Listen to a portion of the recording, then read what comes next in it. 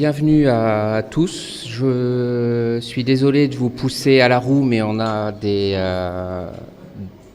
contraintes horaires en fait pour la fin de la session. Donc si vous voulez quand même pouvoir entendre l'exposé jusqu'au bout, c'est bien qu'on démarre pas trop en retard. Voilà, donc merci de vous approcher de vos chaises. Et puis, il y aura un peu plus de temps après, de toute façon, pour accéder au buffet. Donc, pour ceux qui n'ont pas suivi la première session, qui a été un grand succès, le soir de cette session, la vidéo a été mise en ligne, et si j'ai bien compris, en quelques heures, on a déjà eu 777 visiteurs pour revoir la conférence qui a été faite donc le 15 novembre. On est ici pour la première session toulousaine, donc j'espère qu'on va faire aussi bien. Donc l'enjeu, c'est 778 en une heure. Voilà, c'est pour ça que je commence. C'est pour essayer d'améliorer le score. Donc je vais aller vite. Nous accueillons aujourd'hui donc Nicolas Gauvry. Nicolas Gauvry, qui a une triple formation, mathématicien, psychologue et sciences cognitives. Et bon, je veux dire, ça doit lui donner tous les éléments pour nous faire une conférence de haut niveau sur notre questionnement du rapport au hasard. Et donc, la question qui nous était soumise, alors évidemment, notre processus a été un petit peu perturbé en termes de délai, mais celle à laquelle nous aurions dû réfléchir pour venir aujourd'hui était donc sur peut-on se fier à notre intuition pour prendre des décisions. Voilà, donc je pense que c'est un sujet porteur dans une entité comme le CNES où effectivement nos projets sont faits de micro-décisions et de macro-décisions et dans lequel effectivement ce dispositif collectif est potentiellement soumis à beaucoup d'aléas et de complexité. Je vous souhaite à tous une bonne conférence et je passe la parole à Nicolas Gauvry. Merci.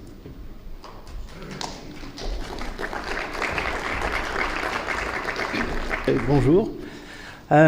Et je pense que je vous dois des explications tout de suite, parce que la question qui était posée, c'était « Peut-on se fier à l'intuition pour prendre des décisions ?» Et puis le titre que vous voyez ici ne contient pas le mot « intuition » ni « décision ». Ça parle de perception du hasard. Donc quelque chose un peu qui a l'air en décalage comme ça. Et donc il faut d'abord que je vous explique pourquoi la perception du hasard, ça a un rapport avec la prise de décision et avec, on verra un peu plus ensuite, avec l'intuition notamment, c'est-à-dire la prise de décision intuitive, si on veut. Les psychologues qui ont travaillé sur la prise de décision sont très vite, c'est un grand courant de recherche, je vais vous en dire beaucoup plus dans la suite, sont très vite arrivés à la conclusion que nous vivons dans un monde incertain, ça vous savez, que rien n'est certain en ce monde sauf la mort et les impôts. Et comme on est dans un monde incertain, on est obligé de raisonner aussi d'une manière qui convient à un monde incertain, c'est-à-dire de manière plus ou moins probabiliste. Et de ce fait, la manière dont on raisonne est influencée par la manière dont on comprend le hasard, dont on estime les chances. On peut parler de probabilité subjective pour dire l'estimation qu'on a intuitivement de la probabilité d'un événement ou des chances que ça se produise. Et du coup, la perception du hasard est vraiment au centre de la prise de décision sous incertitude, comme disent les psychologues. Voilà, et donc on va parler de ça. Et je vous dois encore aussi une explication pour la photo qui est ici, qui va illustrer le fait que notre perception du hasard peut jouer sur... Alors là, ça ne va pas être une histoire de raisonnement ou d'intuition, mais plutôt de croyance. Ce que vous voyez ici, donc, ça, vous savez ce que c'est, et une éclipse comme ça est possible, une belle éclipse comme ça est possible parce que le diamètre apparent de la Lune est à peu près égal au diamètre apparent du Soleil. Voilà, on m'a dit que Thomas Pesquet allait bientôt aller vérifier ça de plus près, mais vu d'ici, en tout cas, les diamètres apparents sont à peu près identiques, et du coup, ça donne la possibilité d'avoir de belles éclipses comme ça. Beaucoup de gens sont très étonnés par cette coïncidence des diamètres de la Lune et du Soleil apparents. Et certains vont jusqu'à dire que c'est tellement étonnant, tellement peu probable, intuitivement, que ça veut dire qu'il doit y avoir une intention cachée derrière. Tout à l'heure, je vais vous raconter un peu la même chose avec des enfants, et vous verrez que quand on est tout petit, déjà, on a cette idée que s'il y a des régularités, des coïncidences, des choses étonnantes qui se produisent, alors souvent on en déduit qu'il doit y avoir une intention cachée derrière, un agent qui a organisé ça.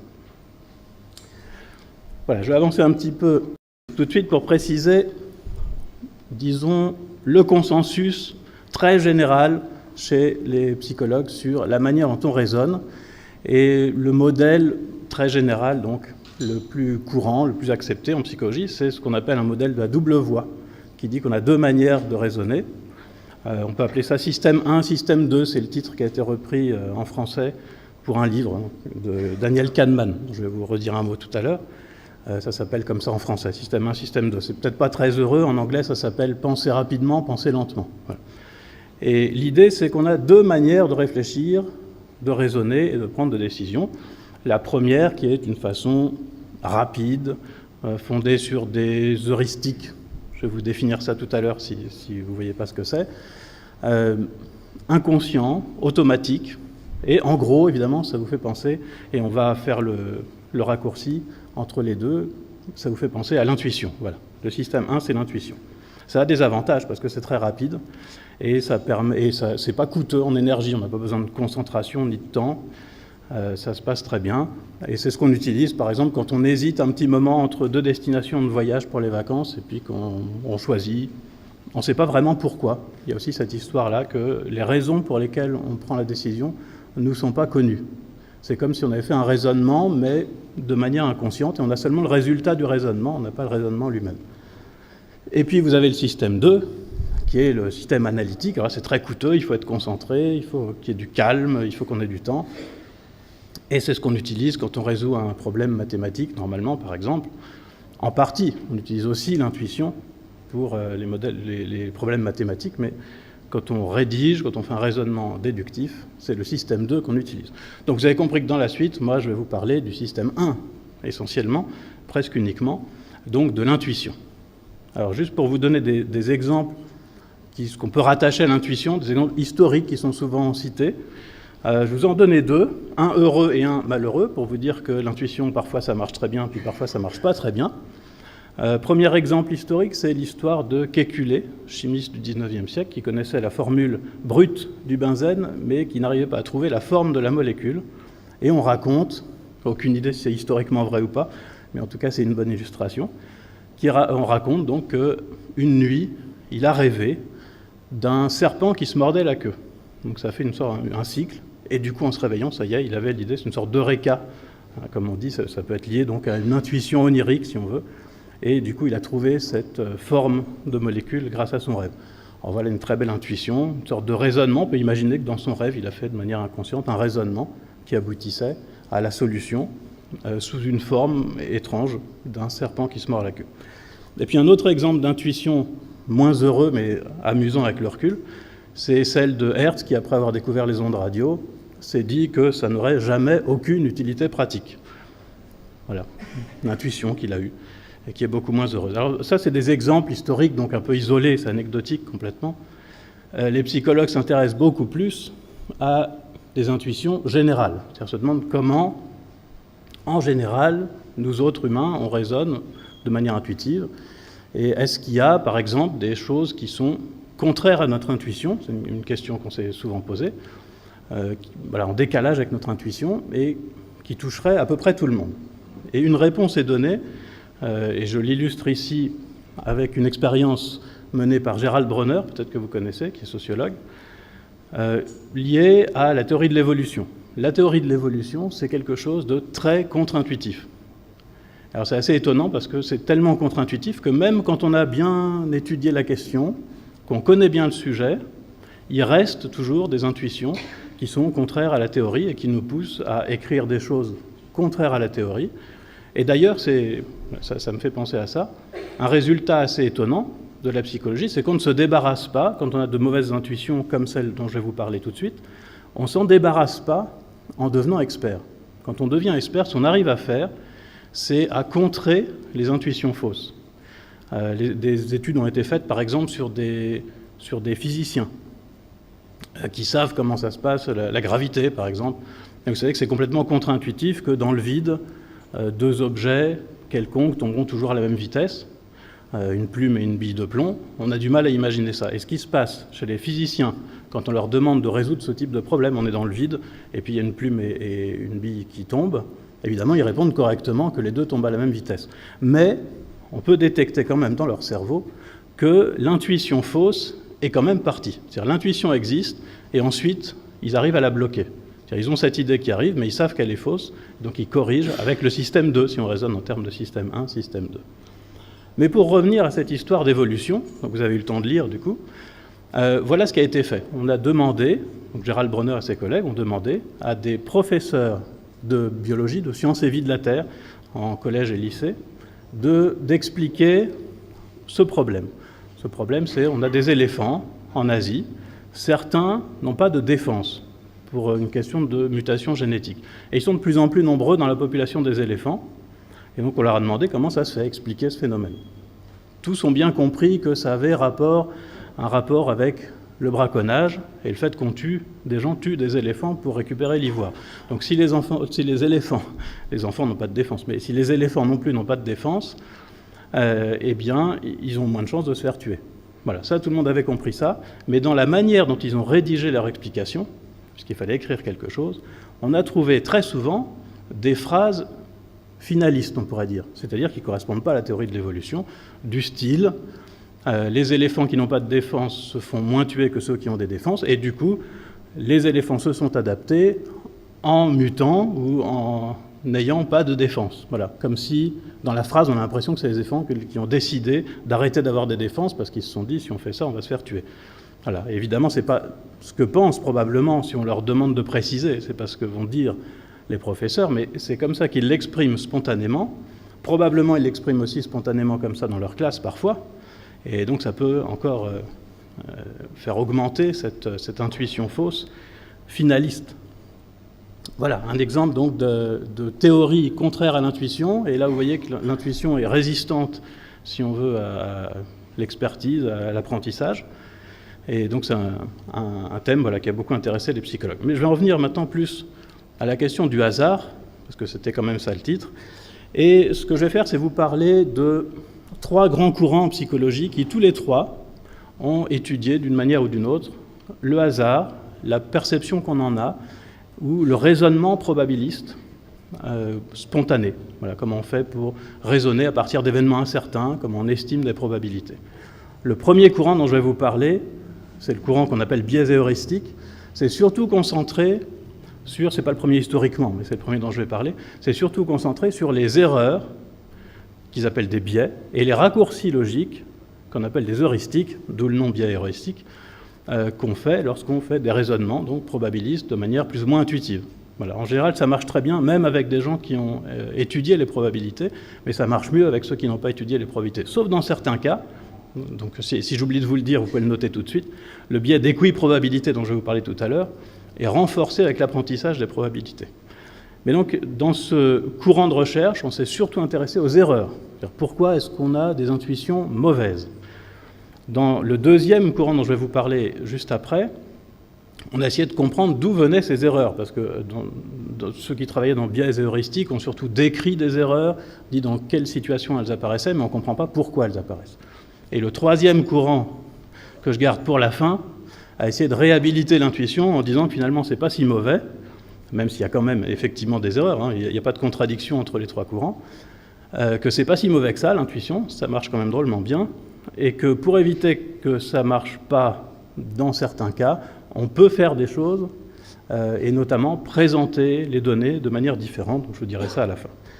Voilà, le représentant sans doute le plus célèbre du courant biais et heuristique, c'est Daniel Kahneman, que vous avez ici, qui est chercheur en psychologie, mais aussi économiste. Il a eu le prix d'I Nobel d'économie et a travaillé donc pendant très longtemps, notamment avec Amos Tversky, sur ces biais heuristiques, voilà, avant de changer un peu de domaine. Voilà. Donc, tout un courant qui cherchait à comprendre nos erreurs. Et pour illustrer le genre d'erreurs qu'on peut faire, et de perception fausse, biaisée qu'on peut avoir du hasard. Je vais vous raconter une histoire qui s'est passée dans les années 40 à peu près, une grande expérience qui, à première vue, prouve la télépathie. Alors, mais il peut y avoir des rebondissements, attendez. Alors voilà ce qui s'est passé dans les années 40. La fondation Radio Zénith, qui faisait des émissions de radio, a décidé d'organiser une grande expérience pour savoir si la télépathie, ça marche ou pas. Et pour ça, il y avait régulièrement, à chaque émission, un petit groupe de quelques médiums qui choisissaient une suite de 5 piles ou face et qui se concentraient pour les envoyer télépathiquement vers les auditeurs. Et les auditeurs étaient invités à écrire sur un bout de papier ce qu'ils avaient reçu par télépathie, et donc devaient l'envoyer à la radio, puis on notait pour voir si c'était bien la même chose. Voilà, et ça a duré assez longtemps pour qu'on ait des données phénoménales, de l'ordre de 100 000, une centaine de milliers de suites, avec les réponses des auditeurs, et donc vraiment un matériel très intéressant. Et normalement, alors vous savez que si on fait une suite de 5 piles ou face, la probabilité de chacune des suites possibles est toujours la même, et c'est 1 sur 2 puissance 5, c'est 1 sur 32. Donc le raisonnement est le suivant, on se dit s'il n'y a pas de télépathie, les gens n'ont aucun moyen de savoir, et donc ils vont réussir une fois sur 32. Et quand on regarde, eh ben, ils réussissent mieux que ça. C'est incroyable, hein. Alors pas beaucoup plus, mais un peu plus qu'une fois sur 32. Et donc voilà, la preuve est faite, la télépathie, ça fonctionne. C'est ce qu'on a dit pas très longtemps, parce que très vite, un psychologue du nom de Goodfellow a dit « moi je vais regarder quand même ce qui se passe plus précisément sur les suites qui ont été choisies ». Parce que les suites, je vous ai dit qu'elles étaient choisies au hasard, mais en fait ça veut dire que c'est les médiums qui décidaient quelle suite ils allaient envoyer. Et quand Goodfellow a analysé les suites en question, il s'est aperçu que certaines suites arrivaient beaucoup plus que d'autres. Par exemple, la suite pile, pile, pile, pile, pile arrivait jamais. Jamais il disait ça. Quand on essaye d'être aléatoire, on n'a pas envie de dire pile, pile, pile, pile, pile, parce que ça n'a pas l'air aléatoire. Voilà. Et d'autres suites, comme pile, face, face, arrivaient plus que la normale. Et ça, on le trouve chez les médiums quand ils inventent les suites, et on le trouve aussi chez les auditeurs quand ils essayent de deviner les suites. Et ce décalage qu'il y a entre ce qui devrait arriver et ce qui s'est produit explique complètement les résultats obtenus. Voilà, donc non, on n'a pas la preuve de la télépathie avec cette expérience, mais par contre, c'est très intéressant parce que ça nous montre que quand on essaye d'être aléatoire, on n'y arrive pas si mal en fait, mais il y a quand même un décalage, et notamment certaines suites, j'en reparle tout à l'heure, ont l'air plus aléatoires que d'autres. Un autre exemple d'erreur, donc là l'erreur, vous voyez, c'est que certaines suites qui devraient, en première approximation, toutes les suites devraient nous sembler aussi aléatoires les unes que les autres, et finalement certaines nous paraissent plus aléatoires que d'autres. Un autre exemple de biais, c'est-à-dire d'erreur systématique qu'on fait, ou d'erreur de perception qu'on fait sur le hasard, c'est qu'on s'attend à ce que le hasard donne un résultat assez régulier. Et ça aussi, ça a donné quelque chose d'étonnant historiquement, pendant la Seconde Guerre mondiale, qui a été compris seulement après. C'était pendant les bombardements de Londres, que les Allemands lançaient des bombes sur Londres, et les états-majors essayaient de comprendre ce qui se passait, état-major britannique, et ils avaient formé une carte avec tous les impacts de bombes. Et quand ils regardaient la carte avec les impacts de bombes, tous ont eu la sensation qu'il y avait des points précis avec beaucoup de bombes et d'autres zones où il n'y avait presque pas de bombes. Donc ils se sont dit, c'est pas au hasard, les Allemands sont en train de viser ces endroits-là qu'ils ont pu réussir à déterminer. Même. Ils voyaient où les Allemands visaient. Et comme ça ne correspondait pas du tout à des cibles militaires crédibles, ils se sont dit, les Allemands doivent avoir une fausse carte. Voilà, c'était la conclusion à laquelle ils étaient arrivés. Sauf que quand on analyse les données qu'ils avaient, en réalité, on s'aperçoit que c'est complètement conforme à un tir aléatoire. Et ce qui se passe simplement, donc ça ne nous apprend pas grand-chose sur ce que faisaient les Allemands, à part que probablement ils tirent au hasard, mais ça nous apprend quelque chose sur la manière dont on perçoit le hasard, qui est qu'on attend du hasard qui soit plus régulier que ce qu'il est en réalité. Et donc quand on voit véritablement des points au hasard, on a l'impression qu'ils sont anormalement regroupés. Ça, c'est ce que Jean-Paul Delahaye a appelé l'attente excessive d'étalement. On attend à ce que ce soit très étalé, plus que la normale. Je vais vous donner un troisième exemple dont je vous ai parlé tout à l'heure, c'est le biais d'équiprobabilité. C'est une tendance qu'on a, et alors pareil, ça peut se justifier, hein, comme beaucoup de choses, beaucoup d'erreurs qui sont effectivement des erreurs, on peut quand même les justifier, d'un certain point de vue. Le biais d'équiprobabilité, c'est cette tendance qu'on a à croire que lorsqu'il y a plusieurs alternatives possibles et qu'il y a du hasard qui joue, toutes les alternatives ont la même probabilité d'arriver. Voilà. Alors c'est un peu vrai, d'ailleurs c'était dans les premières définitions du hasard, il y avait ça, mais pas complètement, et puis surtout ça dépend des alternatives qu'on choisit. Et ça, on s'aperçoit qu'il y a un problème avec les alternatives qu'on choisit quand on pose ce problème-là que vous voyez en deux versions, de deux manières différentes. C'est en fait exactement le même problème. Donc, on peut poser cette question. Quelle est la probabilité que le jour le plus froid de la semaine prochaine tombe le jeudi? Voilà une manière de poser la question, en rouge. Ou alors en bleu, quelle est la probabilité que jeudi soit le jour le plus froid de la semaine prochaine? Et on n'observe pas les mêmes réponses quand on pose ces questions-là, parce que dans le premier cas, les gens ont tendance à se dire le jour le plus froid, a priori, ça peut tomber lundi, mardi, mercredi, etc. Donc il y a 7 possibilités, donc ça doit être 1/7. Et quand on pose la question dans la deuxième version, les gens ont tendance à se dire, jeudi, il n'y a que 2 possibilités, soit c'est le jour le plus froid, soit c'est pas le jour le plus froid, donc ça fait une chance sur 2. Voilà. Et c'est la première réponse qui est plus correcte que la seconde. Voilà, ça illustre le biais d'équiprobabilité qui donne des résultats. Parfois, ça a des incidences, parce que là, c'est complètement théorique, mais ça a des incidences. Et par exemple, Elisabeth Tessier a une fois avancé cet argument pour dire que l'astrologie fonctionne, en disant, moi, quand je fais des prédictions, ça marche plus qu'une fois sur 2. Si c'était au hasard, ça marcherait qu'une fois sur 2. Ça, c'est pas vrai. En fait, on est très capable de faire des prédictions qui marchent plus d'une fois sur 2. Je crois quelqu'un qui travaillait à Météo France avait trouvé un système pour trouver le temps qu'il fera dans un an. On ne prédit pas à long terme, mais pour savoir si dans un an, un jour donné, il pleut ou il ne pleut pas, il a trouvé une méthode qui marche dans 75% des cas, c'est de prédire ce qui s'est passé cette année. On dit ça va faire comme cette année. S'il a plu, on dit qu'il pleut, et s'il n'a pas plu, on dit qu'il ne pleuvra pas. Et ça marche très bien, parce qu'elle est saison, et donc ça marche assez bien. Bon, ça c'est encore un exemple amusant. Il y a des exemples d'erreurs qui sont moins amusantes et qui ont été aussi beaucoup étudiées par les psychologues.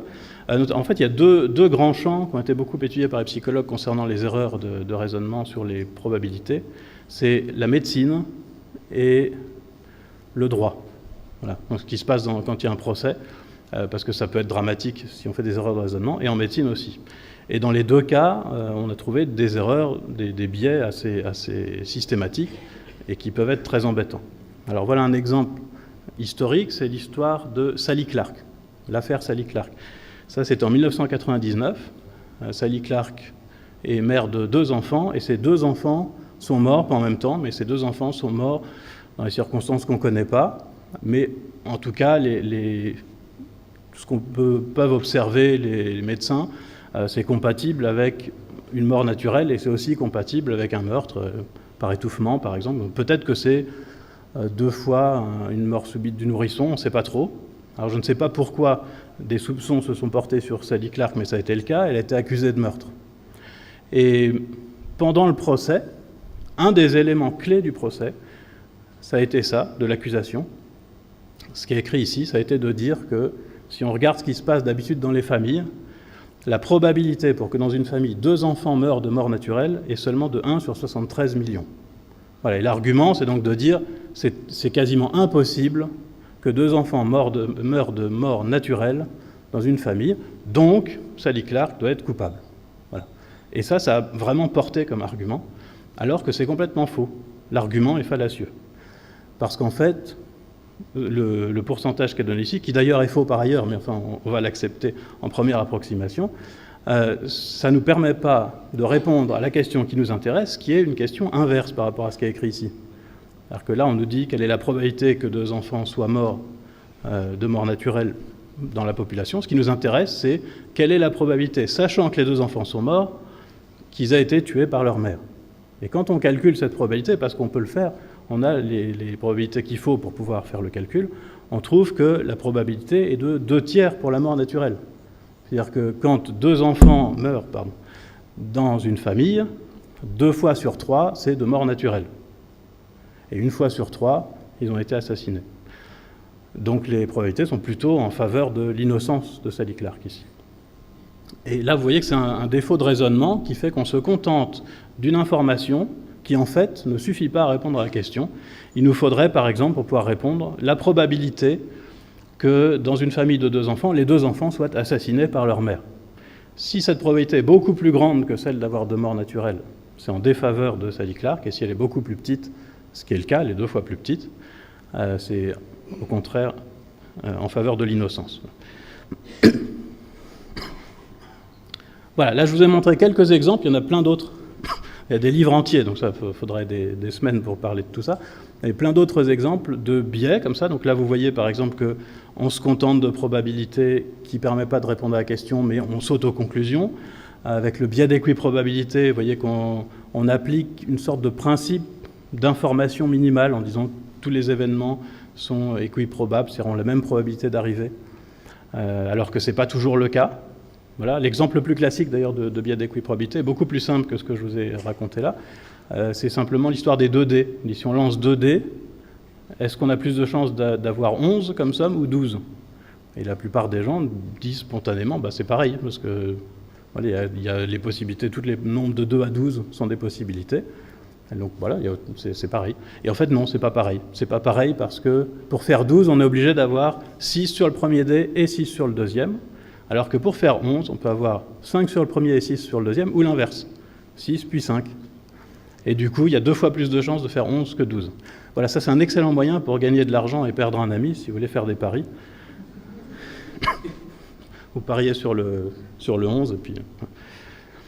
voilà, donc bref, quelques exemples de biais systématiques, d'erreurs qu'on fait systématiquement, mais ça ne nous dit pas, donc ça a été très bien décrit par le courant biaisé heuristique dont je vous ai parlé, mais ça ne nous dit pas d'où ça vient. Voilà. Alors un début d'explication vient d'un autre courant qu'on appelle le courant bayésien, qui dit en gros ce qui est écrit ici, c'est-à-dire qu'on a un cerveau probabiliste.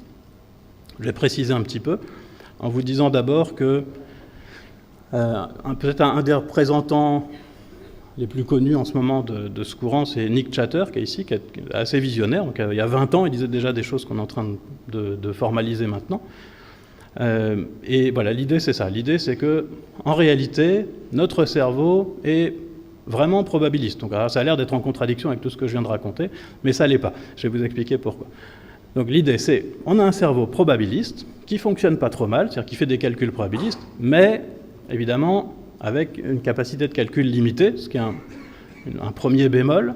Et puis, le deuxième problème, c'est qu'on répond souvent correctement à la mauvaise question. C'est-à-dire que quand on nous pose une question, on répond à une autre question. Et pourquoi on fait ça ? Parce que c'est contenu dans le mot bayésien, parce qu'on a tendance à chercher les probabilités des causes plutôt que de chercher les probabilités des conséquences. Voilà. Et typiquement, donc c'est là-dessus que je fais mes recherches, moi, c'est le truc qui m'intéresse le plus, quand on essaye de deviner si une suite est aléatoire ou pas, donc vous vous souvenez de tout à l'heure les suites de pile ou face, par exemple, les gens trouvent que pile, face, c'est plus aléatoire que pile. Voilà. En réalité, c'est pas vrai, c'est pas plus aléatoire d'un certain point de vue. Mais quand on leur pose la question de la manière suivante, on leur demande, est-ce que si je lance 5 fois la pièce, j'ai plus de chances d'avoir que des piles ou d'avoir le premier truc que je vous ai dit ? Ils disent que la deuxième, très souvent, que la deuxième est plus probable, ce qui est faux, on est d'accord. Par contre, je vais le préciser tout à l'heure, ce qui n'est pas faux, c'est que si j'ai que des piles, j'ai moins de raisons de penser que ça a été obtenu vraiment avec une pièce, et non pas inventé ou trouvé par calcul ou trouvé avec une fausse pièce qui a pile de 2 côtés. Voilà, par un élément tout simple, c'est que si j'ai que des piles, je ne peux pas savoir si ma pièce a vraiment en face de l'autre côté. Donc peut-être que ce n'est pas une vraie pièce et qu'en fait il y a pile des 2 côtés. Donc c'est pas absurde, mais simplement c'est pas la question qu'on posait. La question qu'on posait, c'est la probabilité d'obtenir ça, sachant qu'on a vraiment utilisé une pièce, et la réponse qui est donnée, c'est la réponse à la question, si on obtient ça, est-ce que c'est probable que ça a été obtenu avec une vraie pièce ? C'est un truc plus compliqué, mais où on s'interroge, vous voyez, sur la probabilité des causes, c'est-à-dire ce qui a produit la série. Alors quand on regarde un peu, je ne vais pas du tout rentrer dans les détails, mais quand on regarde un peu les conséquences de cette idée que notre cerveau est probabiliste et raisonne souvent à l'envers, on s'aperçoit qu'il y a une conséquence très importante qui est qu'on détecte trop les structures. En gros, c'est ça. Dès qu'il y a une régularité, on va la détecter. Donc vous pouvez voir ça avec l'histoire des piles, par exemple. Quand il n'y a que des piles, ça fait une régularité, quelque chose de simple. Voilà, on peut imaginer un algorithme ou un calcul, je ne sais quoi, qui a donné ça. Donc une structure, je vais appeler ça une structure de manière générale. Et dès qu'on repère une structure, on se dit « Ah, ça ne doit pas être le hasard ». Voilà, c'est ce qui se passe avec les piles. Donc en gros, et c'est cette conclusion-là dont je vais parler maintenant, qui est vraiment très importante, c'est on a un détecteur de structure qui est ultra performant. est tellement performant que ça fait beaucoup de faux positifs. Très souvent, des choses qui sont arrivées par hasard nous paraissent incompatibles avec le hasard parce qu'il y a de la structure. Et ça donne naissance, par exemple, à toutes sortes de superstitions, et pas seulement chez les humains. Un exemple historique, peut-être la première fois qu'on a trouvé des superstitions chez des êtres vivants, c'était chez les pigeons. Voilà, c'est Skinner qui a trouvé ça, un des grands noms de la psychologie comportementaliste. Skinner avait pour habitude d'enfermer des pigeons dans des cages, dans des boîtes. Et en fait, il faisait ça tellement souvent que maintenant ça s'appelle des boîtes de Skinner. Lui, il travaillait sur l'apprentissage. Donc, son objectif, c'était pas de comprendre la perception du hasard au départ, c'était d'apprendre des choses à des pigeons. On peut apprendre plein de choses à des pigeons, c'est très simple, on les met dans des boîtes de Skinner, et puis quand ils font ce qui nous intéresse, on leur donne une graine, voilà, qui tombe dans un petit bol. Et par exemple, comme ça, on peut savoir que les pigeons sont capables de compter jusqu'à 3. Voilà. Alors comment on fait? On a par exemple une petite cloche qui sonne, et quand elle sonne 3 fois, le pigeon doit appuyer sur un levier pour que la graine tombe. Par contre, si elle sonne 2 fois ou 4 fois et qu'il appuie, alors ça bloque les graines pendant 1 minute. Et bien les pigeons, au bout d'un moment, comprennent et n'appuient que quand ça sonne 3 fois. Voilà. Et donc on peut étudier plein de choses comme ça chez le pigeon. Et un jour, Skinner et ses collaborateurs se sont dit, mais qu'est-ce qui se passerait si au lieu de faire ce qu'on a l'habitude de faire, c'est-à-dire donner la récompense quand on a observé le comportement qu'on veut développer, on donnait les graines de manière... Alors c'était pas aléatoire, c'était toutes les 20 secondes. Mais en fait ça marche aussi si c'est aléatoire. Et donc ils ont fait ça, ils ont réglé un truc qui met une graine toutes les 20 secondes, au bout d'1 minute par exemple, et on met un pigeon dedans, et voilà ce qui se passe qui est assez étonnant, c'est que le pigeon se met à faire frénétiquement ce qu'il est en train de faire la première fois que la graine est tombée. Donc vous avez des pigeons, ils sont là dans la boîte, ils ne savent pas trop quoi faire, donc il y en a qui tournent par exemple. Et si il vient de faire un tour complet quand la graine tombe, aussitôt il relie les deux, et il se dit qu'il faut tourner pour avoir la graine, et il se met à tourner comme ça en rond. Et 20 secondes, c'est bien calibré, c'est-à-dire c'est pas trop court, c'est pas trop long. Donc il a le temps de tourner plusieurs fois. Normalement, il aurait la preuve que ça marche pas à tous les coups, mais il continue à tourner quand même. Et puis il y en a d'autres qui battent des ailes, qui se mettent à sauter, enfin on peut faire plein de choses marrantes. Et ça, voilà, c'est un exemple de superstition chez le pigeon, c'est ce que disait Skinner, dans le sens où, alors qu'en fait il n'y a pas de lien entre les deux événements, le pigeon en une fois les a reliés, et qu'ensuite ce lien qu'il a fait est résistant à une faible démonstration que ça ne marche pas. Alors il ne faut pas trop se moquer des pigeons, parce que ça marche aussi très bien avec les humains.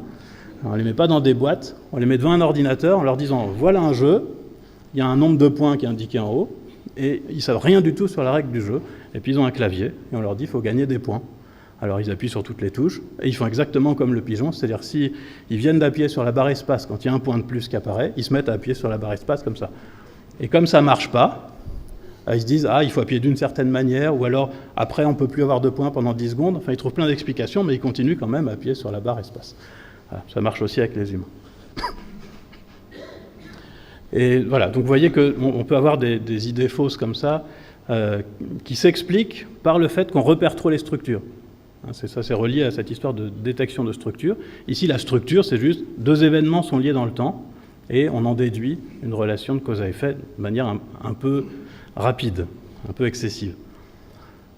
Un autre exemple, je vais passer assez vite, n'essayez pas de tout lire, mais vous pouvez trouver facilement, si vous cherchez coïncidence étrange sur Internet, vous allez sûrement tomber sur une page qui vous explique que certains hommes politiques sont reliés, on ne sait pas trop comment, c'est un peu magique, hein, mais sont reliés à certains nombres.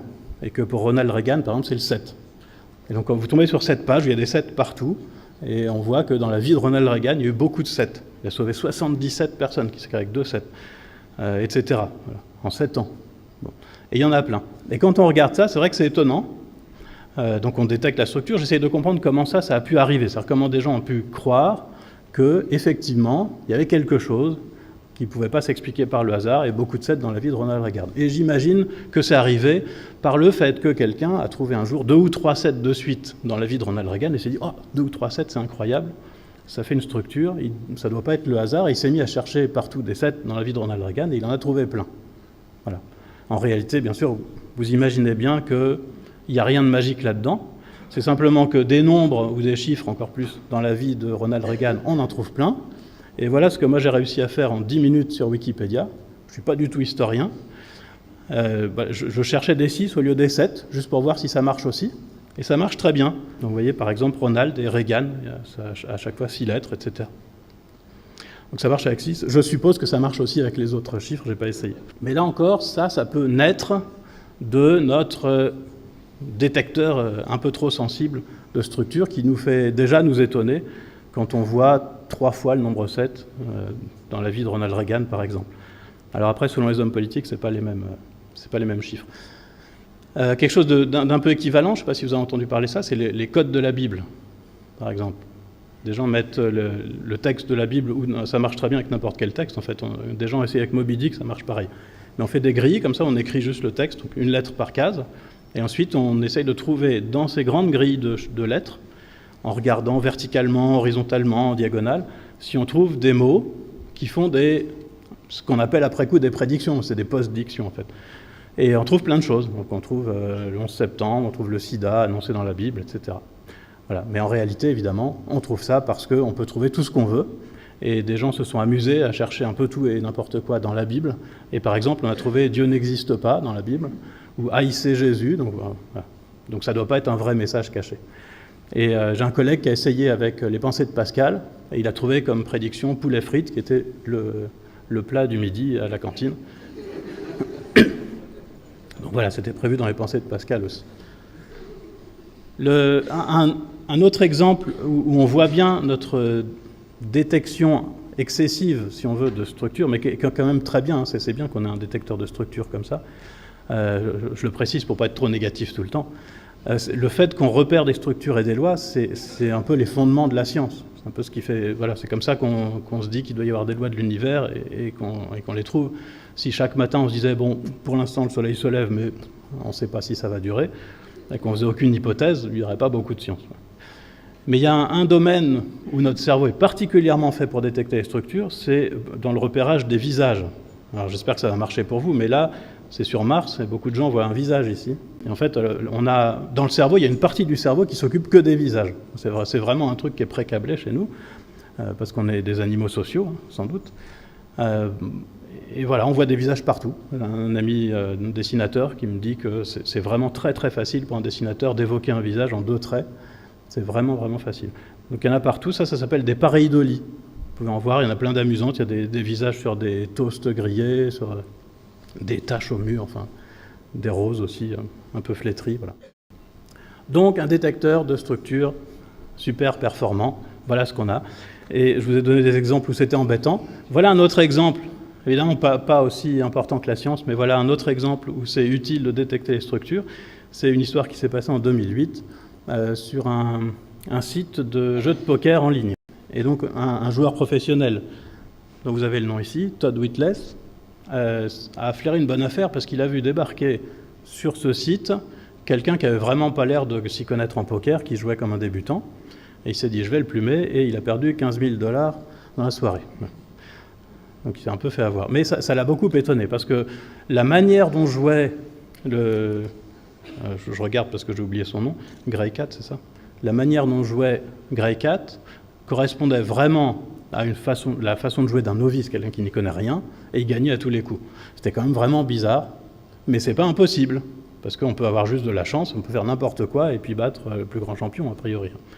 Voilà, enfin, comme on a un détecteur de structure, il s'est dit c'est quand même bizarre, il y a eu une enquête, et on a découvert que Grey Cat, c'était un ancien employé de l'entreprise qui avait fait le logiciel, et qui s'était ménagé une petite porte de sortie dans le logiciel pour voir les jeux de l'adversaire. Voilà. Il a sans doute été trop gourmand, et là, voilà, notre détecteur de structure a fait qu'on l'a trouvé. Je vous ai dit au départ que j'allais vous parler de 3 courants de recherche, et donc voilà, on va arriver au 3e, qui, en quelque sorte, essaye de réhabiliter l'intuition. Alors ce 3e courant de recherche a débuté avec l'étude beaucoup plus positive, pas des biais ou des erreurs, l'étude des joueurs d'échecs, par exemple, experts, comparés aux novices. Parce que là, il y avait quelque chose d'étonnant, on s'aperçoit que les joueurs experts arrivent sans voir, ils ne voient pas 5 ou 6 coups ou 10 coups à l'avance, donc ils ne savent pas s'ils vont gagner pour l'instant, quand la partie est au milieu, par exemple, mais ils sentent, ils ont la sensation que certains mouvements sont bien et d'autres pas. Et ils ne savent pas pourquoi. Et donc ils font ça et ils gagnent en général. Et donc ils ont une sorte d'intuition de ce qui est bien et ce qui n'est pas bien comme mouvement et comme position sur l'échiquier. Comparé aux novices qui, eux, parfois n'auraient pas du tout l'idée de faire ça ou trouvent ça très bizarre. Voilà.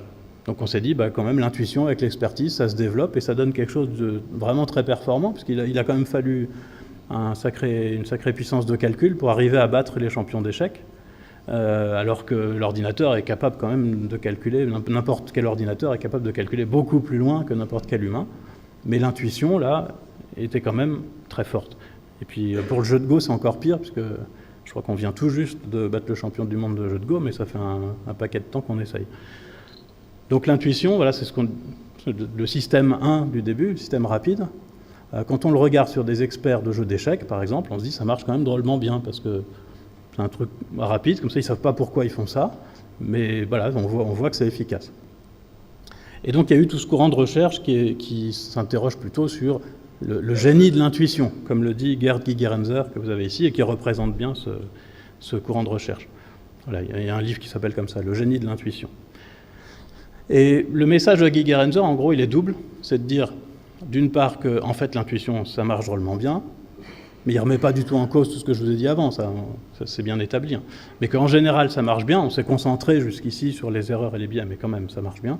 Et que les erreurs qui restent, on peut les réduire si on adapte le discours. Lui, ce qu'il dit, c'est qu'il ne faut pas essayer d'adapter l'intuition aux données, il faut essayer d'adapter les données, ou plutôt la manière dont on présente les données, à notre intuition, parce que ce qu'il pense, c'est que dans le cas, en tout cas, des problèmes probabilistes, où on fait des erreurs fréquentes, donc comme l'histoire de Sally Clark, par exemple. Voilà, vous avez une information sous forme probabiliste, qui n'est pas la bonne, qui est difficile à comprendre, qui est incomplète.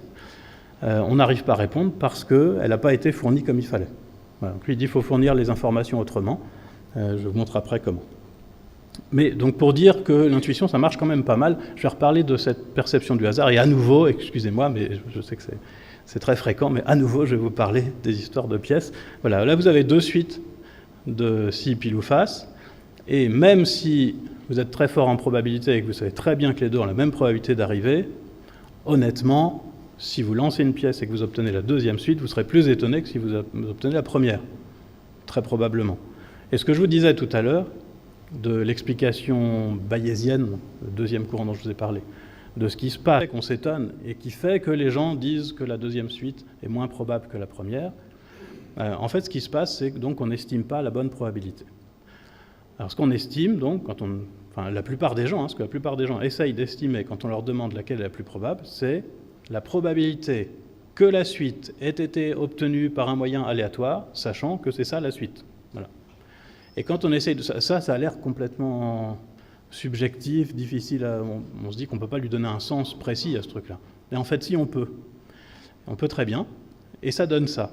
En fait, on se dit, la suite, soit elle a été produite vraiment par hasard, dans ce cas, il y a la même probabilité pour les deux, soit elle n'a pas été produite par hasard.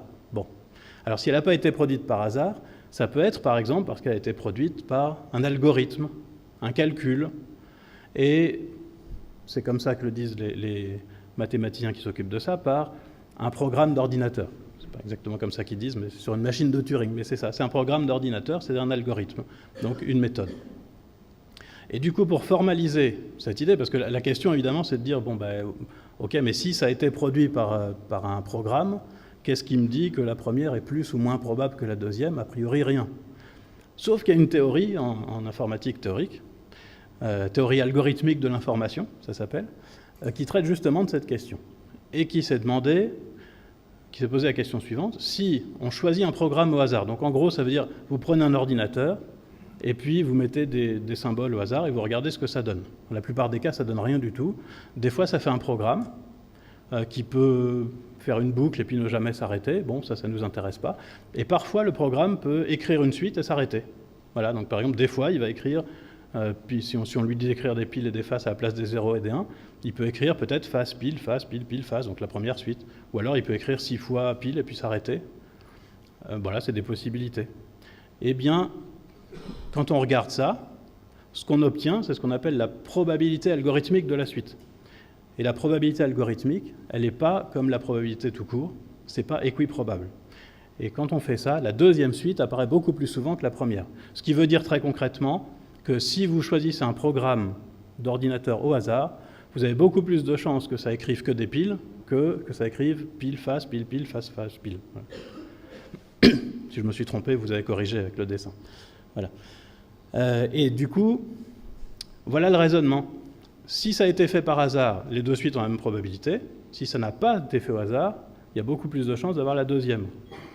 Et de ce fait, si j'observe la deuxième, j'ai plus de raisons de penser que ça n'a pas été fait par hasard que la première. Et ça, on peut le formaliser donc. Et on peut même calculer un truc que nous, on a appelé le vrai hasard. Le vrai hasard, c'est la probabilité que la suite ait été produite par hasard, sachant que c'est ça. Voilà.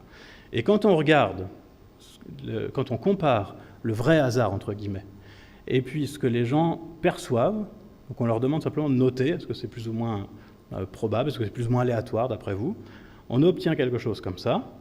Donc là, ce que vous avez, c'est en abscisse, c'est le vrai hasard, et en ordonnée, ce que les gens ont estimé, et chaque point correspond à une suite, en l'occurrence de 12 pile ou face. Voilà. Et donc vous voyez, évidemment, c'est pas parfait, ça c'est certain. Par contre, vous voyez quand même que les suites qui sont les moins probables dans la théorie vrai hasard sont aussi celles qui sont jugées les moins probables par les gens. Donc ça veut dire qu'on a une sorte d'intuition d'un truc, donc ce vrai hasard, qui correspond assez bien en tout cas, et c'est vraiment épatant parce que, en fait, c'est pas calculable, ce vrai hasard. On peut donner des estimations, mais on peut pas le calculer par un algorithme. C'est très compliqué. Nous, pour estimer le vrai hasard, il a fallu qu'on fasse tourner pendant 1 mois un superordinateur qui essaye tous les programmes, parce que c'était le seul moyen d'arriver à une estimation, mais c'est seulement une estimation. Donc il y a quelque chose qu'on ne sait même pas calculer vraiment mathématiquement, et que, par intuition, on est capable d'estimer pas mal. Voilà, grossièrement pas mal. Alors je vous ai promis tout à l'heure de vous reparler de cette idée de rapprochement entre la structure et l'intention. Quand on voit des structures, souvent la première chose qui nous vient à l'esprit, c'est que ça a été fait exprès. Et ça, je vous ai dit, c'est quelque chose qu'on trouve très petit. En fait. Il n'y a pas besoin d'attendre 40 ans, on peut le faire avant. Ça a été fait avec des enfants de 10 mois. Je crois que la photo ne correspond pas très bien. Ça a été fait avec des enfants de 10 mois. Voilà ce qu'on a fait. On leur a montré ce système ici, où on a une sorte de jarre transparente avec des billes jaunes et rouges, et puis on peut les prendre et les mettre dans un tube, et à la fin ça fait une suite, ici, de jaune et de rouge. Voilà. Et ça peut être un humain qui fait ça, donc là, dans la première phase, il voit un humain qui prend des billes et qui les met, ça. Et ça peut être aussi une machine, un truc mécanique qui prend les billes et qui les met. Voilà. Ça c'est pour habituer les enfants, pour leur montrer ce qui peut se produire. Et ensuite on leur montre la même chose, mais avec un cache, comme ça.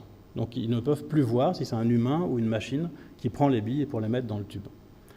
Et ce qu'on a trouvé, c'est que quand la suite obtenue est régulière, comme ici, les enfants pensent que c'est un humain qui a produit la suite. Et quand elle est irrégulière, ils pensent que c'est une machine qui a produit la suite, parce que la machine, peut-être, je ne sais pas, est supposée pas intelligente.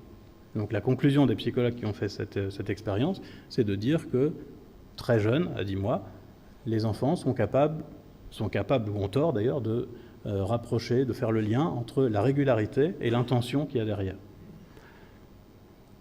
Voilà, donc vous voyez que c'est quelque chose d'ancré comme ça en nous. Et qui souvent fonctionne, hein, c'est toujours pareil. C'est le principe des heuristiques, c'est qu'en général ça marche, et puis des fois on les met en défaut. Et alors je vous ai dit tout à l'heure, le deuxième message de Gerd Gigerenzer, très important, c'est que il faut savoir parler à l'intuition et présenter les choses comme il faut. Alors voilà un problème qui a été posé à des étudiants en médecine, par exemple. C'est tout à fait dans les ordres de grandeur réels des tests qu'on a pour d'autres maladies que le psyllic rapitis, qui est une maladie particulière parce qu'elle n'existe pas.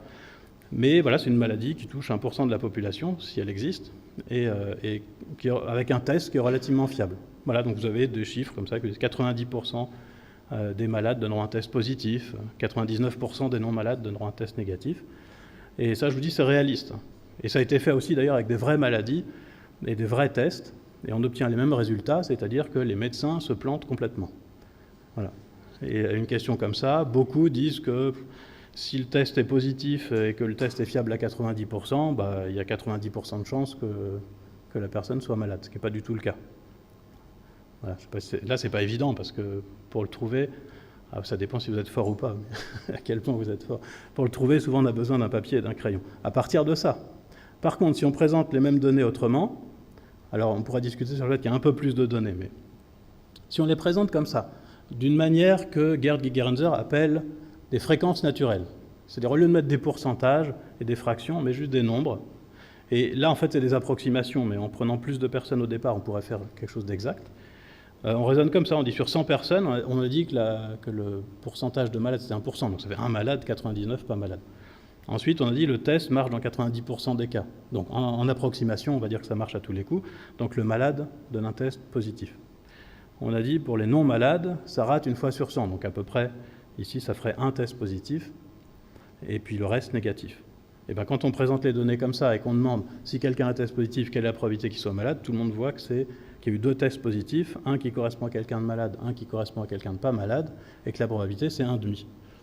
Voilà. Et là c'est sur un cas inventé, donc c'est pas très important, mais ça marche aussi très bien avec des cas pas inventés, notamment les amniosynthèses par exemple, ou la mammographie pour certaines tranches d'âge. En fait, on a ce genre de choses, c'est-à-dire que quand on fait les calculs, on s'aperçoit que si on recommande la mammographie et que dans le cas où on a un doute, on opère, eh bien on risque d'opérer beaucoup de gens qui ne sont pas atteints, et donc c'est très embêtant. Voilà, je vais m'arrêter là, je vous dis juste un dernier petit truc, un article de Kahneman qui vient de sortir, et sur lequel qui est sorti il y a quelques temps, et sur lequel je suis tombé récemment, qui fait le point sur dans quelle situation est-ce qu'on peut se fier à l'intuition. Et sa conclusion est assez positive. C'est pourtant Kahneman qui était dans le courant biaisé heuristique, donc a surtout étudié les erreurs de raisonnement. Mais sa conclusion est très positive puisqu'il dit que, en gros, l'intuition est très fiable à partir du moment où on a eu accès aux informations. C'est-à-dire que notre cerveau est très bien fait, mais évidemment, il a besoin de données. Et si vous y pensez, les médecins, par exemple, n'ont pas les données nécessaires parce qu'ils voient arriver des malades à qui ils recommandent des médicaments et ils ne savent jamais si le médicament a fonctionné, si la personne est toujours malade, peut-être qu'elle est à l'hôpital. Ils ne savent pas. On ne revient pas pour dire ça a marché au bout de 3 jours. Voilà. Donc ils n'ont pas l'information nécessaire. Et c'est aussi le cas dans la plupart des fois où l'intuition est en défaut. C'est ça qui se passe. Voilà. Et c'est tout ce que j'avais à vous dire. Voilà.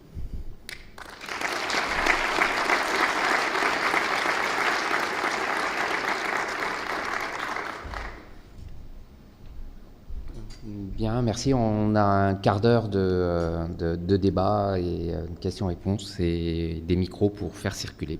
Il y a un aspect dont vous n'avez pas beaucoup parlé et qui nous concerne pas mal, nous, ici, parce qu'on prend des décisions sur le long terme, etc. C'est l'aspect temporel. L'intuition court terme, l'intuition long terme. Et je pense que c'est quelque chose qui est un peu délicat. Enfin, j'ai l'impression que la perception qu'on a du résultat ou des conséquences dépend beaucoup de l'horizon des conséquences. Oui. Alors, probablement, j'en ai pas parlé parce que les expériences en psychologie, pour des raisons pratiques, portent sur des décisions à court terme. C'est un peu plus compliqué de voir ce qui se passe à long terme. Donc, j'ai pas vraiment beaucoup d'éléments pour vous faire des comparaisons entre ce qui se passe pour les prévisions à court terme et les prévisions à long terme. Par contre, du côté mathématique, comme on vit souvent, je parlais de la météo tout à l'heure, par exemple, dans un monde un peu chaotique. Vous savez que dans un monde chaotique, plus on va loin et moins on peut prévoir. Mais là, c'est pas une limite de l'intuition, en fait. C'est une limite, même si on utilise le calcul, comme pour la météo, en fait, on est très vite limité par le fait qu'un petit décalage, donc j'imagine aussi dans les décisions qu'on fait, un tout petit décalage peut avoir des conséquences importantes et que c'est par nature presque imprévisible à long terme. Voilà. Je sais que c'est pas une réponse complètement satisfaisante. J'avais 2 questions à vous poser en fait. La première, c'est dans vos définitions, finalement, parfois, on ne comprend pas bien la différence finalement entre intuition et réflexe. Alors, y a-t-il vraiment une différence entre une intuition et un réflexe ? Ça, c'était ma première question.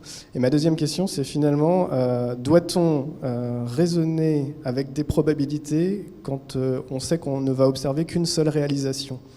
Je pense notamment à l'élection américaine ou à la problématique des amniosynthèses où on vous dit vous avez une chance sur 10 000, mais bon, ça c'est si vous faites 10 000 tirages. Si vous avez, soit vous l'avez, soit vous l'avez pas, mais vous l'avez pas à 1 10 000e.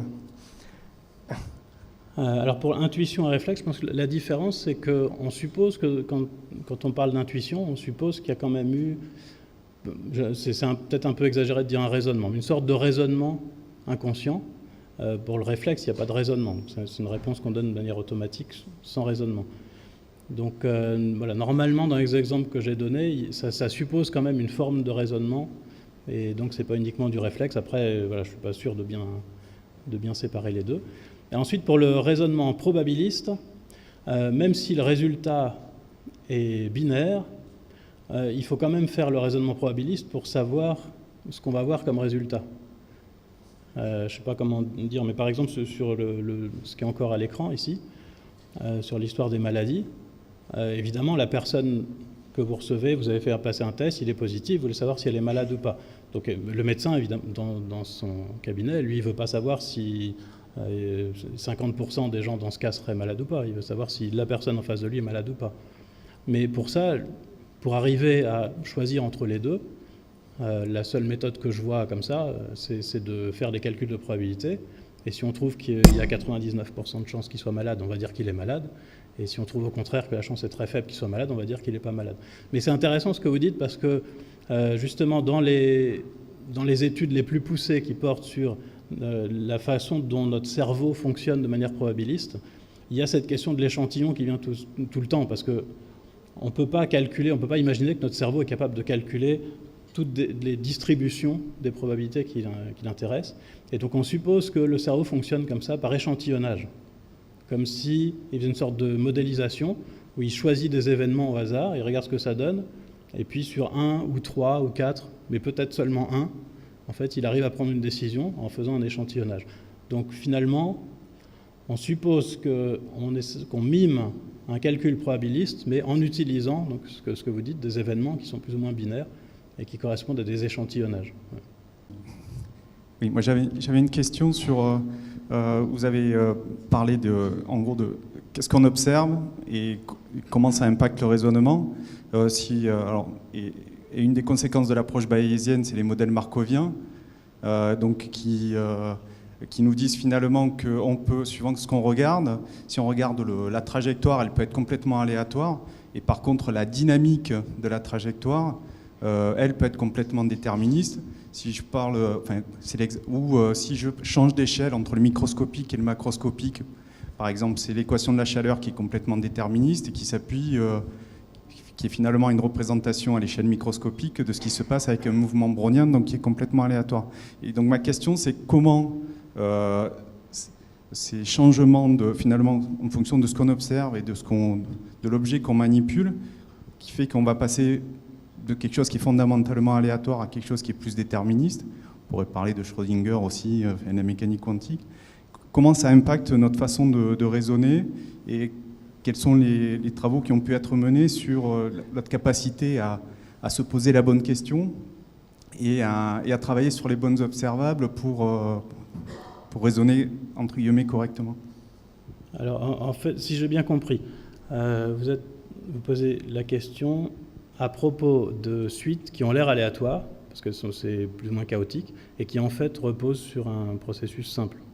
C'est ça ? Donc qui peuvent être, dans une chaîne ou un processus de Markov, la trajectoire est fondamentalement aléatoire, et elle est vraiment aléatoire. Par contre, si on regarde l'évolution de la loi dans le temps, l'évolution de la loi, elle, est complètement déterministe. Donc, et en fait, c'est le même phénomène, simplement, si on regarde la trajectoire elle-même, on a une évolution aléatoire qu'on n'est pas capable de prédire, au sens où on ne sait pas le coup d'après ce que ce sera exactement. Par contre, on sait exactement ce que va être la loi à l'instant d'après, en fonction de la loi telle qu'elle était à l'instant présent. Donc c'est... Ouais. c'est quelque chose qui... voilà.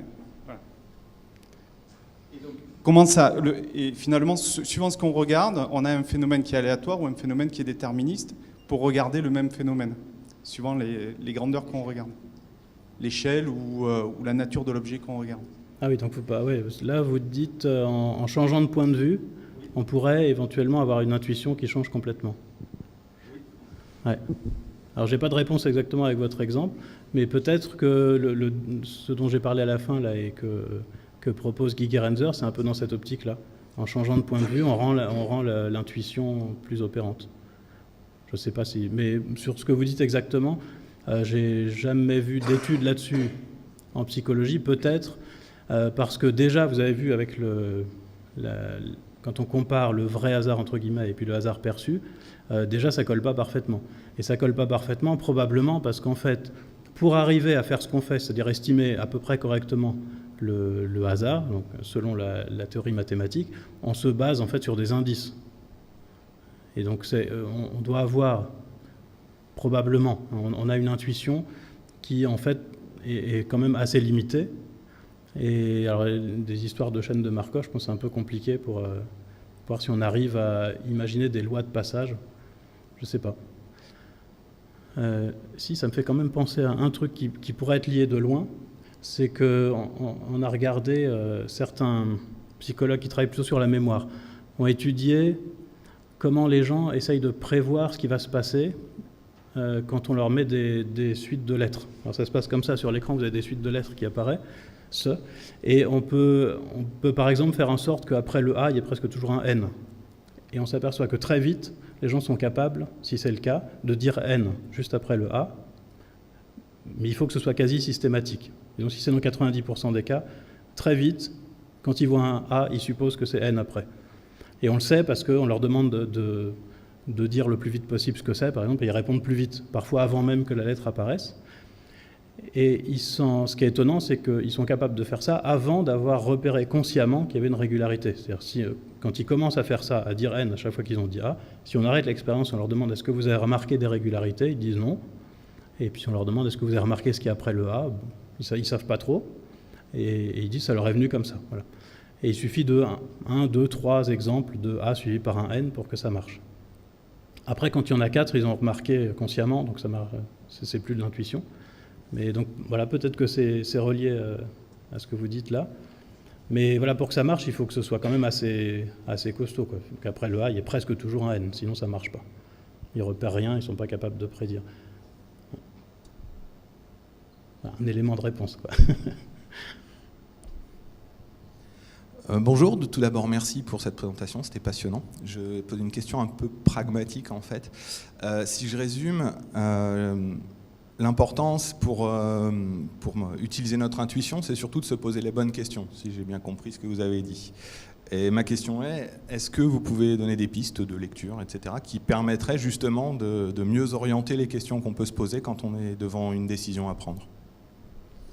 Dans les lectures, le premier qui me vient à l'esprit, c'est Guy Gerenzer, dont je vous ai parlé. Donc il y a le génie de l'intuition, par exemple, qui est pas mal. Et penser le risque aussi. Il parle beaucoup de ce que je viens de raconter, qui a été traduit les deux ont été traduits en français. Sinon, il y a aussi Piatelli Palmarini, c'est un chercheur d'origine italienne, mais qui est aux États-Unis, et qui a beaucoup travaillé aussi sur les erreurs de raisonnement. Lui, c'est plus en lien avec le marketing, psychologie du consommateur. Mais voilà, il y a des livres sur la persuasion, sur les... Je ne sais plus exactement les titres, mais il y a quelque chose du genre « Comment ne plus se tromper », quoi, voilà. Aussi qui peut être intéressant. Pour la prise de décision, évidemment, l'aspect collectif est très important. Moi, là, je me suis vraiment concentré sur la perception du hasard, qui peut être aussi influencée par des éléments extérieurs. Mais qui est plus individuel que collectif. Sinon, oui, il y a des recherches en psychologie, donc je n'ai pas du tout parlé, et ce n'est pas tout à fait mon domaine, sur les influences qu'il peut y avoir, et notamment dans le cadre de la prise de décision. Donc oui, c'est important, mais pas tellement pour la perception du hasard, mais pour la prise de décision, c'est très important. Je vous disais, même pour la perception du hasard, il peut y avoir quand même un effet, parce que ce qui est assez amusant, c'est que quand on n'a aucun élément pour répondre à une question, on s'accroche à n'importe quoi. Et par exemple, dans une expérience, on demandait à des étudiants américains combien il y avait de pays en Afrique. Ils n'ont pas la moindre idée, d'ailleurs moi non plus, de combien de pays il y a. Et selon le cas, on leur disait, avant de faire ça, avant de répondre à la question, vous allez regarder juste un extrait de jeu télévisé. Donc c'était un truc roue de la fortune, où quelqu'un fait tourner une roue et puis ça tombe sur un numéro. Et donc pour certains, ça tombait par exemple sur 10, et pour d'autres, ça tombait sur 150. Ça n'a rien à voir avec le nombre de pays en Afrique. Mais quand ça tombe sur 10, les gens donnent des estimations beaucoup plus basses que si ça tombe sur 150. Ce qu'on appelle l'effet d'ancrage. Comme ils n'ont aucune idée, ils partent de ce qu'ils ont vu, comme ça. Et donc je suppose qu'il peut se passer la même chose aussi avec des estimations de probabilité. Ça, c'est pour donner un élément pas collectif. Là, c'est pas une histoire de collectif, mais d'événements extérieurs qui peuvent influencer. Donc, par exemple, la culture d'entreprise, ça peut peut-être influencer aussi. Oui, j'ai 2 questions, si vous permettez. La première, c'est est-ce que vous avez constaté une différence de perception du hasard selon la population concernée? Et en particulier, nous sommes plutôt des scientifiques, donc est-ce qu'il y a des différences notables entre les populations qui peuvent être, je dirais, amenées à justement dans cette démarche-là? Ça, c'est la première question. Et la deuxième question, est-ce qu'il existe des études dans le domaine du spatial vis-à-vis de la perception du hasard? Eh bien oui, évidemment, j'aurais bien aimé. Je n'en ai pas vu des études. Je réponds d'abord à votre deuxième question. Je n'ai pas vu d'études dans le domaine spatial. Je n'ai pas vu passer. Je peux peut-être répondre. Oui, il y a un livre de Christian Morel qui s'appelle « Les décisions absurdes ». Et l'un des exemples, c'est le cas qui mène à l'explosion du shuttle. Et l'une des explications, c'est la mauvaise perception probabiliste de la température en Floride. C'est-à-dire, il a fait froid hier, il ne fera donc pas froid demain, parce qu'effectivement, la probabilité d'avoir du gel en Floride est extrêmement faible. Et donc, effectivement, il a fait froid le lendemain. Bon, merci de compléter comme ça. Très bien. Et l'autre question, c'est les différences sur les populations. Oui, on observe des différences. J'ai cité tout à l'heure sur le biais d'équiprobabilité le fait que quand on apprend les probabilités, ça augmente le biais d'équiprobabilité. Donc ça, c'est un exemple. Et un autre exemple qui est pas vraiment dans la perception, mais qui est dans la production du hasard. Moi, j'avais demandé simplement à des gens, donc d'abord pour faire des différences entre les éducations d'où on vient, j'avais demandé à des gens d'essayer de produire des suites aléatoires. Et ça marchait beaucoup mieux avec les gens qui étaient inscrits en arts et en lettres qu'avec les gens qui étaient inscrits en maths ou en physique. Et l'explication, c'est que probablement en maths et en physique, ils disent de toute manière, toutes les réponses sont aussi bonnes les unes que les autres, donc on dit la plus facile. Voilà, j'obtenais plus, par exemple, de suites du genre pile, pile, pile, pile, pile, chez les matheux que chez les artistes, qui eux étaient un petit peu biaisés dans l'autre sens, mais moins. Voilà. Et puis, il y a aussi des différences sur la production aléatoire, dans certains cas, entre les cultures. Et ça, on s'en est aperçu parce qu'une très très vieille expérience consistait juste à demander aux gens de donner un chiffre au hasard. Et au lieu d'avoir autant de chaque chiffre, on s'est aperçu qu'il y avait beaucoup plus de 7. Que ce soit aux États-Unis, en Angleterre, en France, on a plus de 7. Et puis alors, il y a eu des théories super compliquées à base de mathématiques, de propriétés des nombres pour expliquer pourquoi le 7, jusqu'à ce que quelqu'un ait l'idée de faire la même expérience au Nigeria et de trouver que c'était le 4, et en Chine c'était le 3, ou je ne sais pas. Hein. Et en fait, il y a des pays où dans chaque pays, il y a un nombre comme ça qui revient plus souvent que les autres. Et donc la bonne explication, c'est sans doute simplement que le 7 chez nous, c'est un nombre symbolique. Et du coup, ça influence la production. Alors, j'ai pas en tête d'expérience qui traite de la perception du hasard quand il y a des 7, à part pour Ronald Reagan, c'est pas une expérience. Mais en général, ça va de pair, donc ça influence sûrement. Alors, moi j'ai une question. Pour moi, l'intuition, c'était plutôt une réaction spontanée, immédiate, une espèce de ressenti qu'on pouvait avoir sans forcément avoir des données. Vous nous dites que c'est important, plus il y a de données, d'expertise, plus l'intuition peut se développer. Donc ma question c'est, si on a ressenti une intuition sans avoir les données, est-ce qu'on peut quand même s'y fier ? Alors, oui, ma conclusion, c'était juste, évidemment, l'intuition, ça marche aussi sans données, mais c'était juste que plus on a eu de données, plus on a eu accès à des données, plus l'intuition est fiable. Après, ça ne veut pas dire qu'elle n'est pas fiable quand on n'a pas de données, mais elle l'est moins en tout cas. Et les erreurs dont je vous ai parlé sur les médecins et les jurés diminuent quand ils ont des informations suffisantes. Donc, voilà, je ne peux pas vous en dire beaucoup plus que ça, je sais que c'est un peu frustrant, mais... On va passer à la dernière question. C'est toujours frustrant parce qu'on accélère normalement. Mais... Oui, bonjour, merci pour cette conférence.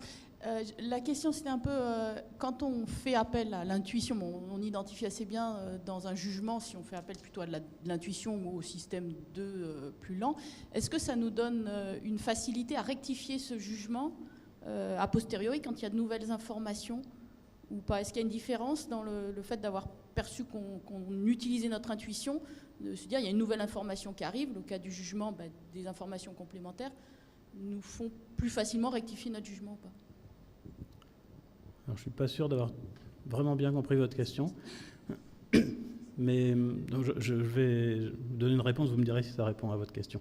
En fait, le système idéal, ça semble être, par exemple pour résoudre un problème mathématique, c'est souvent comme ça qu'on fait, de laisser l'intuition faire une partie du travail et de corriger ensuite. Donc c'est peut-être de ça que vous voulez parler. Et ce que je vous disais, c'est qu'au début, c'est qu'on a pu montrer, par exemple sur des physiciens, que c'est ce qui se passait, si on veut, quand on leur pose des problèmes qui contredisent l'intuition. C'est qu'ils ont quand même l'intuition, donc elle ne bouge pas tellement. Ça peut évoluer l'intuition, mais celle-là, elle ne bouge pas tellement. Et on la corrige derrière. Donc ce qui est important, disons pour un raisonnement sain à base d'intuition, ce qui est important, c'est d'être capable d'inhiber une réponse intuitive. Inhiber, ça veut dire être capable de s'apercevoir que la réponse n'est pas certaine. Donc il faut la vérifier, disons, avec le système 2, pour dire comme ça. Et donc de superviser, être capable de superviser consciemment, si on veut, son intuition, ce qui fait référence en psychologie à ce qu'on appelle la métacognition, c'est-à-dire être capable de savoir à quel point ce qu'on pense est fiable ou pas. Voilà, c'est ça qui est important. Il y a des différences individuelles on mesure ça en psychologie, il y a des différences individuelles dans la tendance des gens à suivre leur intuition, plus ou moins. Il y en a qui suivent beaucoup et d'autres très peu. Et quand on est du côté des gens qui suivent énormément leur intuition, en général, ça donne des schizophrènes. Parce que quand on est vraiment trop... Mais en même temps, alors ça fait ça quand c'est extrême, mais en même temps, c'est lié aussi à la créativité. Voilà, donc il y a des aspects positifs et puis des risques en même temps. Voilà, donc l'idéal, c'est sans doute ça, c'est d'être capable de laisser parler son intuition et de superviser ensuite de manière consciente. Mais je crois que les questions sont terminées. Oui, bien, merci. Et bon, il reste du temps pour discuter de toute façon. Et donc, je vous propose de passer à la synthèse. Merci à vous ici pour votre présence et votre participation, pour vos questions fort intéressantes. Je remercie Nicolas pour son intervention et la richesse de ce qu'il a dit. Avant de procéder à une synthèse, j'ajoute juste une couche d'information. Vous avez certainement noté que tout ce que Nicolas Gauvry vous a dit, c'était avec une sous-couche d'esprit critique. Je pense qu'on peut mêler l'esprit critique et dire que c'est une arme ou un outil qui est très intéressant pour analyser en général, y compris dans le cadre de la perception du hasard. Nicolas Gauvry a mis en place une plateforme que je vous invite à découvrir qui s'appelle Esprit Critique et qui rassemble des expertises, diverses expertises dans le domaine. J'ajoute un commentaire que vous n'avez pas eu parce qu'il n'a pas été évoqué ici, seulement sur le site internet qui est dédié à cette plateforme des matinales des idées, un commentaire laissé par un internaute qui dit « L'intuition pourrait se définir comme un mode d'analyse et de synthèse personnalisé, difficilement explicable par la personne elle-même. L'intuition se fonde sur l'aptitude à raisonner rapidement, à improviser à partir des expériences et des données dont on dispose. C'est tout sauf du hasard. Pour bien préparer une décision, disposer d'un certain temps est nécessaire, au risque de prendre une décision avec une information incomplète. Au mieux, cette information incomplète permet de dégager une tendance. C'est à ce moment-là qu'intervient l'intuition. Pour moi, il n'y a pas de décision importante prise dans la certitude absolue. » Et l'internaute ajoute cette phrase pour conclure, « Non seulement on peut se fier à notre intuition, mais on doit se fier à notre intuition. » Je voulais rajouter cette phrase en préambule. Alors, peut-on se fier à notre intuition pour prendre des décisions? C'était le débat aujourd'hui en réponse à ce sujet sur la perception du hasard. Nicolas Gauvry nous l'a dit, nous vivons dans un monde incertain. Ce monde incertain, il l'est parce que toutes les informations nous arrivent un peu bruitées. Alors vous qui êtes très reliés au domaine de l'espace, vous avez certainement cette vision du fond diffus cosmologique. C'est trouble. Et si vous êtes un peu artiste, on pourrait penser aux dernières productions de notre ami Monet dans sa série des nénuphars. Plus ça va, plus sa cataracte l'oblige à, on va dire, perdre de l'information. Donc ce monde dans lequel nous vivons, et certains mathématiciens en parlent aussi, on le voit avec des sortes de lentilles qui le floutent. Et l'information qui nous arrive comme ça, pas forcément très claire. Alors, nous pouvons en général raisonner ou prendre des décisions, dit Nicolas, de manière probabiliste et seulement probabiliste en nous appuyant sur la perception que nous avons du hasard. Néanmoins, il y a des recherches en psychologie qui sont menées et 3 types de recherches ont été exposées ce matin. La première porte sur, on va dire, les biais et les heuristiques. Alors, les biais, tout simplement, ce sont des erreurs systématiques et les heuristiques, ce sont des raccourcis que nous effectuons, des raccourcis logiques. Et nous utilisons tout le temps pour décider spontanément quand nous prenons une décision en nous fiant à notre intuition. Alors, les chercheurs ont par exemple mis en évidence des erreurs liées à notre intuition des probabilités, comme le biais d'équiprobabilité, qu'a mentionné Nicolas Gauvry, et qui nous pousse à penser que lorsque le hasard est en jeu, toutes les alternatives ont une chance équiprobable de se produire. Ce qui n'est en réalité pas toujours le cas, parce que cela dépend de la définition des alternatives en question. Le courant des biais et des heuristiques a précisément recensé nos erreurs les plus courantes, mais sans jamais vraiment les expliquer. S'ajoute le courant dit bayésien, qui est un petit peu plus récent, mais pas tant que ça, puisqu'il y a 20 ans on en parlait déjà, mais Stanislas Dehaene en a reparlé de façon plus récente et plus étayée. Il dit, ce courant bayésien, que le cerveau est un calculateur probabiliste quasi normal, seulement limité par le fait qu'il a une capacité de calcul qui est elle-même limitée et que les questions probabilistes sont souvent mal comprises à rebours, car nous cherchons plus souvent la probabilité d'une cause, connaissant l'effet de la cause, et non pas à rebours, non pas l'inverse. Une des conséquences de cette théorie est que nous avons une tendance naturelle excessive à détecter, nous l'a dit Nicolas Gauvry, les structures.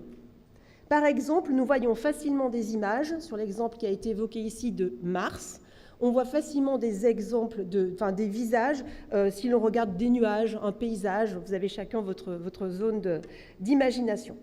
Alors, ces 2 courants qui décrivent notre intuition du hasard sont des courants qui sont plutôt pessimistes, parce qu'il semble que notre perception soit essentiellement fausse et déformée.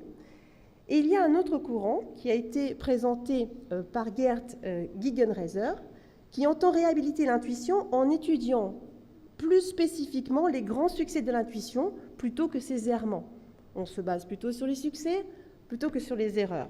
Et là, en fait, on a montré notre perception du hasard comme correspondant à une théorie mathématique. On l'a rapproché d'une théorie mathématique.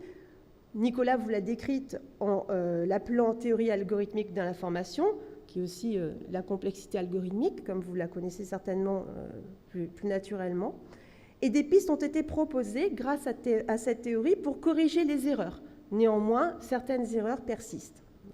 Par exemple, la présentation des probabilités en pourcentage, vous l'avez vu tout à l'heure, elle n'est pas naturelle et elle met notre intuition en défaut parce qu'elle ne parle pas le même langage. En revanche, quand on présente de mêmes données sous forme de fréquences naturelles, en utilisant des nombres entiers, on améliore nettement notre raisonnement, qu'il soit intuitif ou non. Alors, Nicolas a évoqué deux types d'interventions, on va dire, assez fréquentes, qui sont les interventions chez les médecins, qui doivent prendre des décisions pour analyser le diagnostic d'un patient, ou un juge qui doit prendre une décision pour considérer que oui ou non, une personne est coupable. Eh bien, ils doivent réagir de façon très rapide et s'assurer que leurs décisions sont fiables, et ce n'est pas une mince affaire à chaque fois.